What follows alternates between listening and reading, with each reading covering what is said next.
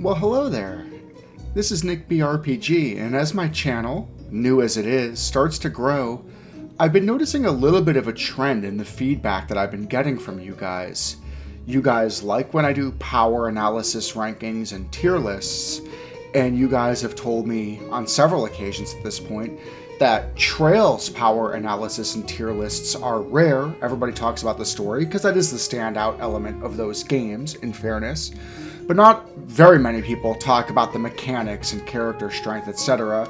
And for these games, it's a bit of a breath of fresh air. So I thought, okay, well then maybe I should do that. I did do the Trails Through Daybreak 2 tier list of all those characters. Probably the most niche entry I could pick because it's the last game in the series. I imagine that's kind of gate-kept from many players. And with Trails of the Sky first chapter just having been released, I'm still playing through that. I will do a tier list for that as soon as I can. More and more people are coming to the series. So I thought, why don't I make a character power tier list of every single Trails game? So I'm going to do the Trails in the Sky remake, as well as the original Trails in the Sky trilogy. I will eventually do the Crossbell duology. I'm going to do Steel 1 through 4, Reverie, and Daybreak 1. So I got to thinking, where should I start here?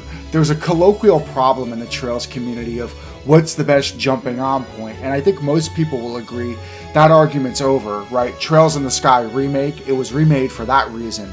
Right, to be accessible to modern audiences. It's voice acted, it's 3D, it's slick, it's modern. Sure. But the problem is that game just came out. And I think newcomers to the series are still going to kind of find themselves at the same intersection when they finish that game. What do I do from here? Do I wait for second chapter remake? I think most of them will. But if they are insatiable and want to still keep playing Trails, I think they have options. And I think the modern gamer might consider going to start at the Cold Steel arc. It is still dated at this point. It looks like, somewhere between PlayStation 2 and PlayStation 3 graphics, but it is 3D, it is voice acted, so it's modern enough. If I had to guess, I think the furthest Falcom would take these remakes is through the Crossbell duology. So Sky Trilogy, Crossbell duology, and at that point everything will be 3D. But who can really say? No matter what, we're talking about years and years down the pike. So if you're a new Trails fan and you want to try some of these other games while waiting for the oldest games to get remade, I would argue Steel is the next best place to start. So by that rationale, even though I'm going to do a tier list of all of the games in the fullness of time, I'm going to start with the Steel series 1 through 4, then I'm going to do Trails into Reverie, and then I will do Daybreak 1 before doubling back to finishing the Sky arc, the older games, and then the Crossbow duology to finish. This is going to be a lot of videos to make through. I'm looking forward to making this video series. With all of that preamble out of the way, why don't we jump right into the good stuff? Okay, so we are doing a Trails of Cold Steel character power tier list. I will be ranking these characters from worst to best, so I will start with who is in my opinion the weakest character in this game and work my way up to who is in my opinion the strongest character in this game. There are a couple of things that I want to say in advance of doing this ranking though. First, there are some guest characters that you can access throughout the game. It's been like 11 years since I played this game, but I remember Sarah, I remember maybe Angelica, there's some other characters like that. So, though you have access to them at points in the game, it's so limited, I don't think it's worth putting them on a tier list. And I will say that there are even some characters on this list here whose availability is also extremely limited. I will call that out as I go, but this is your main class 7 as it were. So the characters that I've put here, I think deserve to be put here, but any other character, ranking them I think would be kind of pedantic because your access is just so limited and you can't really tool them or take them for the long haul. The second thing I want to say about this game in particular, I think all Trails games for the most part have pretty good character balance, but I think the character balance in this game is actually quite good. And it's for that reason I only have 3 tiers here. That's not an accident. I'm not a believer in putting somebody in a D tier just to like fill a graph. I'm not a believer in making graphs quote unquote balanced just because that looks prettier or feels more satisfactory. I speak truth to my heart, man. Every single character in this game is absolutely usable. There are no bad characters. So though I'm going to put characters from, in my opinion, worst to best, you should be advised that you could put together any team you wanted in this game and absolutely find success, even on nightmare difficulty, if you play right and you optimize properly. Okay, so with all of that said, why don't we start off with 11th place, which in my opinion is Crow. Crow is the weakest character in this game. Well, there's a couple of problems. The first is out of all the characters on this list, Crow is the character who I would say you have the least access to. So that's already a bad start, right? You're not going to have a ton of opportunities to use him, even if you really wanted to. The second problem with Crow is that, okay, he has actually pretty excellent stats across the board. He's strong, he's a competent arch user, he's fast, he has a rare natural evade bonus, he has great range, great mobility. His stats are just straight A's. So why is he, in my opinion, the worst character in the game? It comes down to his crafts. He doesn't have, in my opinion, a single good craft. He has, I think, a minor delay. A lot of characters in this game have delay. And aside from that, he has no support crafts except for that wild card craft. We don't like randomness. Randomness is not ever an optimal move. If you're gambling on your success, you're doing something wrong in a game like this, in my opinion. So that random wild card ability to me is not any good. His attack crafts are okay, but not great delay, no impede, right? No standouts, no standout support. And all-rounders, in my opinion, in this game are generally speaking not better than specialists. So you're left with an all-rounder who's good at attacking and magic, doesn't have impede, which I always like my strikers to have for the most part, doesn't have good support utility. I just don't see any reason to pick Crow over some of the characters that are higher on this list. Coming in at number 10 for me is Usis. Usis, like Crow, is an all-rounder, and we already talked about the fact that you don't really want to be an all-rounder in a game like this. Yes, he's a competent-ish attacker. I would say he's a slightly more competent caster, but he's left wanting aside from that. He has no standout stats, and he doesn't have great crafts. He gets better crafts in later games, but we're not talking about later games right now. What you're left with is a single target delay and impede, which is okay. I'll take impede however I can get it, on a decent arch user, a decent attacker, and I will say he has one support craft that buffs your party's stats, which is a fairly good support craft. I do like that craft, but overall, I think you have better support options. You definitely have better specialists, so I just do not see how I can put Usis any higher than this. Coming in at 9th place to me, you could argue is a specialist, but still has problems, which is why they fall this low on the list, and that's Laura. And I can already hear the riots because I know Laura is a fan favorite of many. Many say I buff Laura up and she just does devastating damage to enemies with crafts, etc., etc. And like, look, that's true. Laura has the highest strength in the game.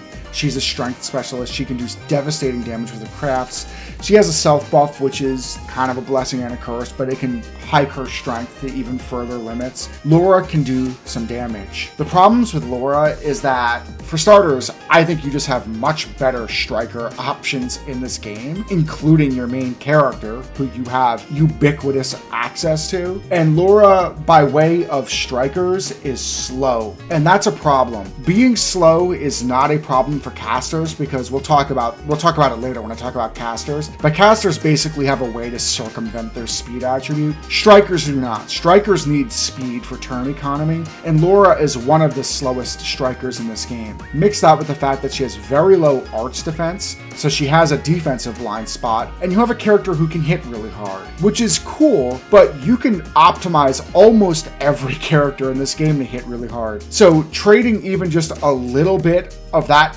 damage potential, let's argue, for more speed, which will recomp that damage potential, on top of delay and impede and support utility, Laura's just outclassed, in my opinion, and that's why she sits this low on the tier list. Coming in at 8th place for me, and also in the B tier, is Millium. Millium is a character with polarizing stats. Millium has the worst HP in the game, which is peculiar because Millium's a tank. And Millium is tanky. She has outstanding defense and competent arch defense, but lowest HP in the game, so that's kind of like, eh. She's designed to take a hit. In addition to that, she is physically strong, and she does hit quite hard. She has impede, which I like to have in my strikers, and that puts her ahead of some of these other character options who either don't or only have its single target. Millium can do more utility work in that sense. She can make herself invulnerable to a single attack, which is okay, but you don't always get to pick who the enemy's going to target, or the enemy might target multiple allies, in which case, playing defensively like that, in my opinion, is not necessarily optimal play. She's a terrible arch user, and she is the slowest character in the game. So we talked about how that's a problem with Laura. That's also a problem with Millium. I pretty much only put Millium ahead of Laura for the impede, because I really like to have impede, but I would say that they're both quite close, in my opinion, on this ranking. Coming in at 7th place and closing out the B tier is Gaius. Gaius is also a kind of strange character in this game, in that he never gets to reach any of the heights of the other characters, except for his broad tankiness. He has the best HP in the game, and he has pretty good defenses on top of that. He's competently strong, and he has okay crafts. He lacks an impede.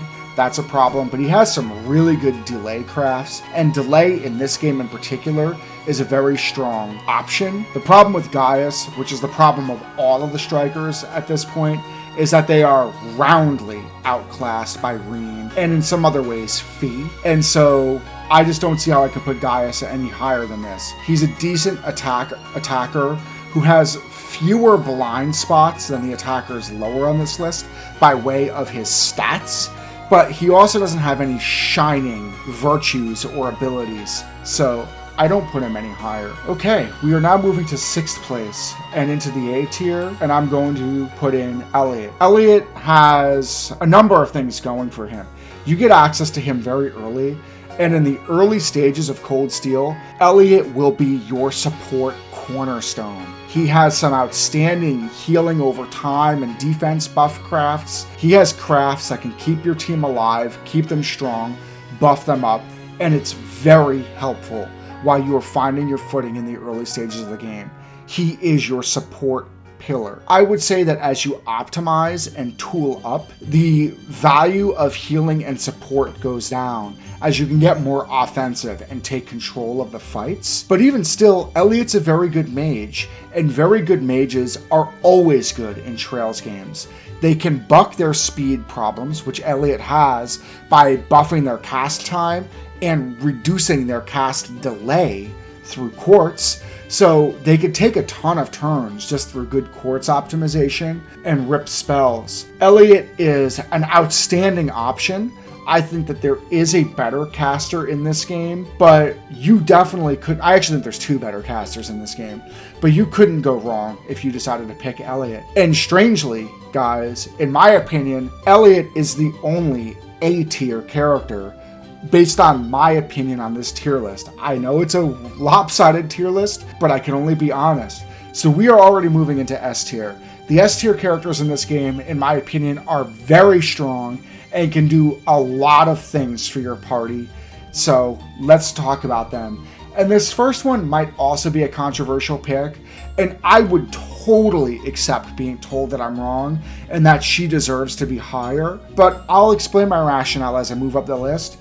And to me, 5th place goes to Elisa. Elisa has 2 very key things. I would say 3 key things going for her. For a mage, she's actually very fast. Again, mages don't rely on speed as much, but Elisa might, because she has probably the best crafts in this game for mages. She has insight and CP battery and healing crafts all wrapped up into her support crafts. These are really, really good craft options. Whether you need a direct heal and a CP boost to your party, or a buff that makes everybody way harder to hit and gives them CP battery over time, this is outstanding support stuff. Mix that with the fact that she's one of the best casters in the game, and you just can't go wrong with Elisa. She does a lot of things, and she does them right. Moving next onto the tier list, and at 4th place, and you might be surprised that I put him this low, but that is our hero, Rean. Rean has a lot going for him. He's one of the strongest characters in the game, and he's one of the fastest characters in the game. He can impede enemies. He has outstanding delay crafts that can hit big areas from a distance. So, in my opinion, Rean is the best striker in the game. And that really makes it hard to, compete any of these other strikers against him. He's faster, he can be tooled to be just about as strong, and he can do more for your party, whether it's impeding enemies or delaying them into oblivion. Rean's your one-stop shop striker, and is the 4th best character in the game. In my opinion, the 3rd best character in this game is Fee. And everybody knows how strong Fee is. She's your evade tank. You can tool Fee to being your best tank in the game. You put her at the front of your formation, you hike her evade into Andromeda, and enemies will try to attack her and miss all day long while she strikes back with counterattacks. That alone puts her this high, but that's not the only things Fee has going for her. Fee's the fastest character in the game, which is good on its face, but I found Fee to be my favorite user of the Mobius Quartz, where she could throw items at an area to buff and support the team. This is really effective with her speed, but she's also a very competent striker. Fee can impede enemies in an area, she can delay, so she's just outstanding. And just like Rean, I think she's better than all of the other strikers lower than this list. She might not be quite as strong as them, but she compensates for that with her superior utility, evasion, and speed. Fee is a cornerstone unit who, if you build her right, she will make your game a lot easier. My next pick is probably also a little controversial, and that's best girl. I meant Emma. And Emma, I will agree. If you say that Emma is at her weakest showing in Cold Steel 1, I will agree with that because she just gets bonkers in future games. We'll talk about that in future tier lists. But I put Emma this high on the list for pretty much one reason. But I will say she has decent support crafts. Serene Blessing can help pick up allies in a jiffy. And Crescent Shield, is that what it's called? Crescent Shell. It's not at its best form here, but it really still can help shield your enemies against magic-heavy bosses and broadly trivialize those encounters. So she has decent support crafts. But Emma's here for one reason. She's the best mage in the game. Arts are extremely strong in all Trails games, but they're strong here. I would say this game is one of the games where they're less strong, but it doesn't matter. If you build her to have high cast time, high ATS, and reduce the delay on Mirage Arts preferably, put the Pandora Master Quartz on her, and you just have a nuclear battery who will pelt your enemies with extremely hard-hitting spells all day long. And for my money, I found it hard to keep up with the kind of damage you can output with a fully tooled Mage Emma. If you put on top of that her decent support crafts, that's my rationale for putting her this high on this list. But to be honest, if you decided to put her below Elisa on this list, I would get it. Finally, last but certainly not least, it's Machias, my turn, Regnitz. Machias is a monster for a number of reasons, but there's really one key reason, and we all know what it is, guys, right? It's burst drive. Machias has the ability to make everybody else in your party immediately take a turn. In this particular game, it's especially abusable because there's a spell, was it called Burst Drive or Chrono Burst? Something like that. It's been a decade, guys. But there's a spell that basically gives you 2 turns immediately. So what you do is you cast that, you give everybody else a turn immediately, they go, it goes back to Machias' turn, you can loop that into infinity and cheese every fight in the game. If you don't like cheese, that's your prerogative. I'm just saying it's there, and this is a strength ranking. And even if you don't use Machias to cheese the game in that way, that is still a busted ability that is outstanding utility. And that's not the end of this guy's virtues. He's an all-rounder, he's a good attacker, he's a good caster, he's very tanky, he has outstanding range, all of his abilities, including his basic attacks with his shotgun, have area of effect, He can impede enemies, he can lower their defense, he can very easily unbalance them. His petrification shell basically solves trash encounters. And he has a healing craft on demand that will heal your party's HP and EP. This guy is just a one-stop shop attacker, caster, and support pillar. He is absolutely, in my opinion, the strongest character in this game. Alright guys, well that's my tier list for Cold Steel 1. I hope that I can pump these out pretty quickly to get through this series. Some of these games should be pretty quick. Reverie is going to be a bear. But I hope you enjoyed this video. This is Nick BRPG. If you like this kind of content, I'm a brand new YouTuber. Consider giving me a like and a sub. And otherwise, I'll catch you guys in the next one. Take care.